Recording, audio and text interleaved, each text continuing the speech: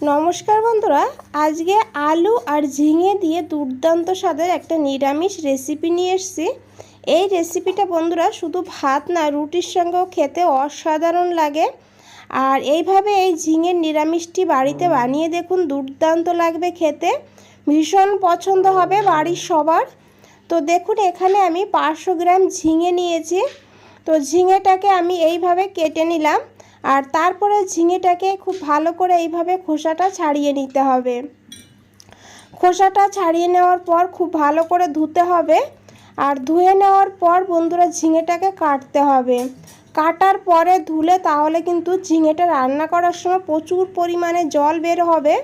তো ওই জন্য কাটার আগেই খুব ভালো করে ঝিঙেটাকে ধুতে হবে, কাটার পরে আর ধোয়া যাবে না। তো দেখুন বন্ধুরা, এইভাবে ঝিঙেটাকে কাটতে হবে। আর এই রেসিপির জন্য এইভাবে একটু বড় করে আর মোটা করে ঝিঙেটাকে কেটে নিতে হবে। তো দেখুন বন্ধুরা, এইভাবে সব ঝিঙেগুলো আমি কেটে নিয়েছি। আর এখন এই ঝিঙেগুলোকে তুলে নিতে হবে। আর এখানে বন্ধুরা নিয়েছি একটা আলু মিডিয়াম সাইজের। তো আলুটাকেও কেটে নিতে হবে। আলুটাকে একটু পাতলা করে কাটতে হবে, কারণ ঝিঙেটা রান্না হতে খুবই টাইম কম লাগবে। তো আলুটাও সেইভাবে কাটতে হবে যাতে ঝিঙের সঙ্গে আলুটাও রান্না হয়ে যায়। তো দেখুন বন্ধুরা, এইভাবে আমি পাতলা করে আলুটাকে কেটে নিয়েছি। আর এই আলুটাকে এখন খুব ভালো করে একবার ধুয়ে নিতে হবে। আর এখানে ঝিঙেগুলো আমি একটা গামলাতে নিয়ে নিয়েছি। এখন এখানে দেব অল্প করে লবণ, আর দিয়ে দিতে হবে এখানে অল্প করে লঙ্কার গুঁড়ো। তো এই ম্যারিনেট করার সময় লঙ্কার গুঁড়োটা দিলে তাহলে কিন্তু এর ভেতরে খুব ভালোভাবে ঝালটা ঢুকবে। তো তারপরে দিয়ে দেবো অল্প করে হলুদের গুঁড়ো, আর দিয়ে দেবো এখানে 1 চামচ বেসন। বেসনটা দিলে তাহলে দুটো কাজ হবে। এখানে আমরা লবণটা দিয়ে যখন মাখবো তখন কিন্তু জল ছেড়ে দেবে, সেই জলটা বেসনে সোপ করে নেবে। আর বেসনটা দিয়ে এইভাবে ঝিঙেটাকে ভাজলে তাহলে খুবই কিন্তু টেস্ট হয় খেতে, একটা ক্রিস্পি ভাব হয় খাওয়ার সময়। তো দেখুন বন্ধুরা, এখন হাত দিয়ে খুব ভালো করে এই ঝিঙেটাকে মেখে নিতে হবে। বেসন আর মশলাগুলো যেন খুব ভালো করে ঝিঙের গায়ে লেগে যায়। তো এইভাবে মেখে নেওয়ার পর 5 মিনিট এই ঝিঙেটাকে রেস্টে রাখতে হবে। এইদিকে একটা প্যান নিয়েছি 1/2 চামচ গোটা জিরা। আর এই রান্নায় মশলার পরিমাণ খুবই কম ব্যবহার করা হবে, তো খেতে দুর্দান্ত হবে। তো দেখুন, এখানে নিয়েছি 1/2 চামচ গোটা জিরা, আর নিয়েছি 1/2 চামচেরও কম কালো জিরা। আর এখন একটু সময় ভেজে নেব এইভাবে লো ফ্লেমে। আর হালকা একটু ভেজে নিলে দেখবেন কালারও চেঞ্জ হয়ে যাবে আর সুন্দর একটা গন্ধও বেরিয়ে যাবে। তখন এখানে দিয়ে দিতে হবে 1 চামচ পোস্ত। পোস্তটা দিয়ে গ্যাসের ফ্লেমটা অফ করে দিতে হবে। প্যানটা যে গরম থাকবে এই গরমেই কিন্তু পোস্তটা হালকা ভাজা হবে। তো এইভাবে ভালো করে একটু মিশিয়ে নেওয়ার পর গ্যাসের ফ্লেমটা অফ করে দিতে হবে। আর তারপরে এই মশলাটাকে ঠান্ডা করে নিতে হবে। এইদিকে একটা কড়া বসিয়ে দিয়েছি, কড়াইতে দিতে হবে তেল। এখানে আমি সাদা তেলে রান্না করব, আপনারা কিন্তু সর্ষের তেলেও রান্না করতে পারবেন। তো তারপরে দিয়ে দিয়েছি এলাচ দুটো আর দারচিনি। আর এখন এখানে দিয়ে দিতে হবে একটা শুকনো লঙ্কা, আর দিয়ে দিতে হবে অল্প করে কালো জিরে। 1/2 চামচেরও কম এখানে কালো জিরে নিয়েছি। আর আপনাদের পরিমাণ হিসাবে বন্ধুরা এখানে মশলাটা ব্যবহার করবেন। ঝিঙের পরিমাণ বেশি হলে তাহলে মশলার পরিমাণটাও কিন্তু বাড়িয়ে দেবেন। আর হালকা করে একটু ভেজে নিতে হবে। তারপরে এখানে একটু দিয়ে দেবো হিং। যেহেতু নিরামিষ রান্না, হিংটা দিলে কিন্তু টেস্টটা দুর্দান্ত হবে।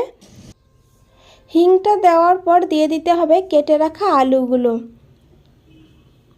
আর এখন আলুগুলোকে ভেজে নিতে হবে।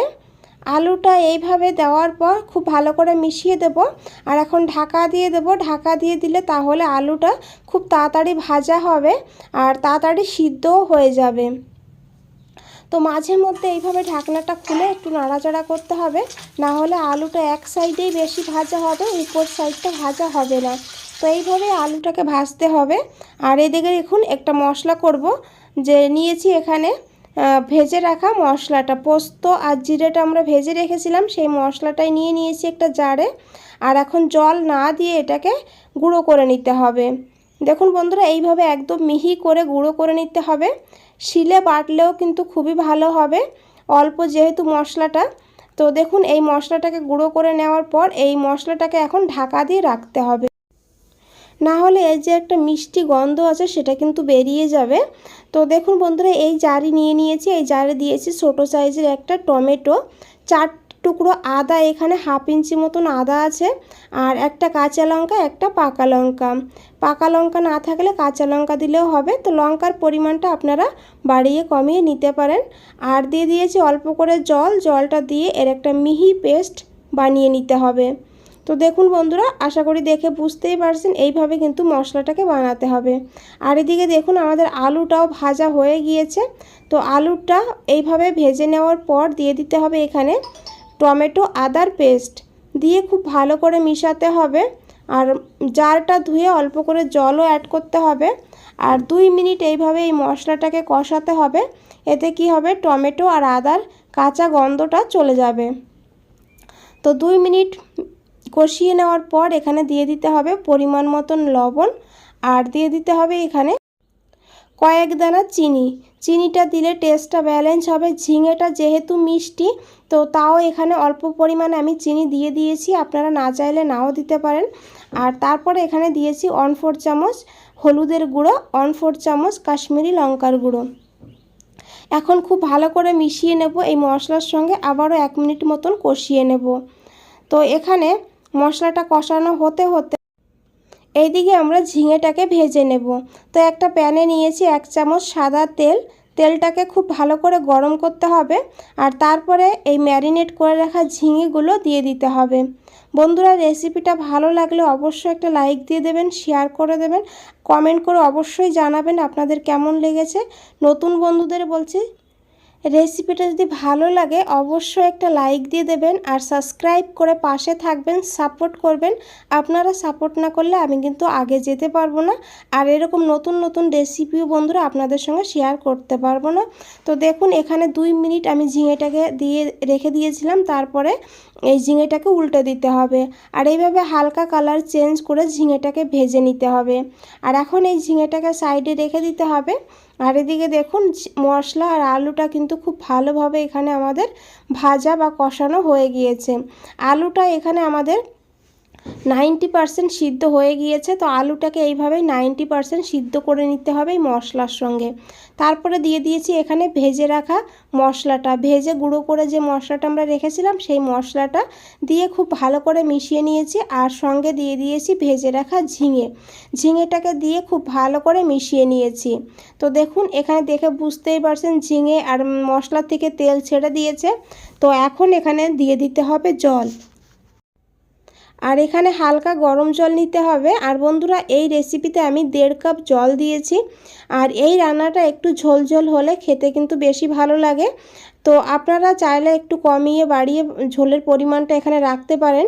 তো দেখুন আমি আমার হিসাবে দিয়ে দিয়েছি, আর দিয়ে দিয়েছি এখানে 2টো কাঁচা লঙ্কা। ভালো করে মিশিয়ে এখন ঢাকা দিয়ে লো ফ্লেমে 5 মিনিট রান্না করব। তো 5 মিনিট পর ঢাকনাটা খুলে নিয়েছি। আমাদের রান্না হয়েই গিয়েছে বন্ধুরা। তো খুব ভালো করে একটু মিশিয়ে দিয়েছি। আপনারা চাইলে এখানে 1 চামচ ঘি, একটু ধনেপাতা কুচি ছড়িয়ে দিতে পারেন। তো গ্যাসের ফ্লেমটা অফ করে দিয়ে এখন এটাকে পরিবেশন করে দেব। তো দেখুন আশা করি দেখে বুঝতেই পারছেন কতটা লোভনীয় লাগছে বন্ধুরা, কালারটা কতটা সুন্দর হয়েছে। তো এইভাবেই ঝিঙের নিরামিষটি বাড়িতে বানিয়ে দেখুন, তারপরে আমাকে কমেন্টে জানান আপনাদের কেমন লেগেছে। বন্ধুরা, আজ তাহলে এই পর্যন্তই, ফিরে আসছি নতুন কোনো রেসিপি নিয়ে। ভালো থাকবেন, সুস্থ থাকবেন, ধন্যবাদ।